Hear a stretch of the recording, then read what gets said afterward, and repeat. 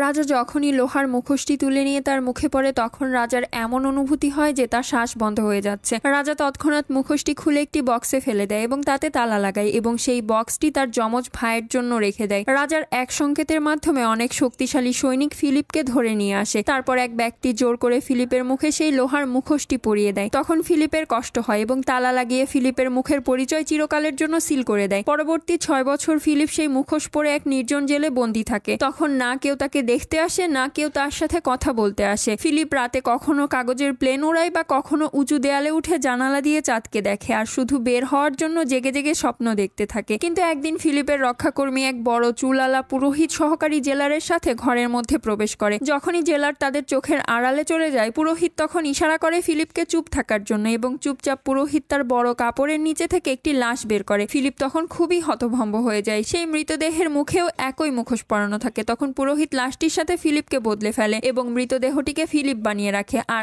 আসল ফিলিপকে পুরোহিতের বড় কাপড়ের নিচে বেঁধে নিয়ে যায়। পুরোহিত তখন মৃতদেহটিকে পুড়িয়ে এমন এক বিভ্রান্তি সৃষ্টি করে যে ফিলিপ মারা গেছে এবং নতুন এক চাল খাটিয়ে পুরোহিত ফিলিপকে জেল থেকে মুক্ত করে নিয়ে যায়। বাইরে এসে পুরোহিত হাতুড়ি এবং হাতিয়ার দিয়ে ফিলিপের মাথার মুখোশটি খুলে দেয় এবং যখনই মুখোশটি সরানো হয় তখন একটি সুন্দর মুখ দেখা যায়। ফিলিপের 6 বছরের বন্দিদশায় তার চেহারার ওপর ময়লার আস্তরণ পড়ে। ঘন দাড়ি এবং চুলের মধ্যে ফিলিপের চেহারা চাপা পড়ে যায়। পরের ভিডিওটি দেখার জন্য প্লিজ সাবস্ক্রাইব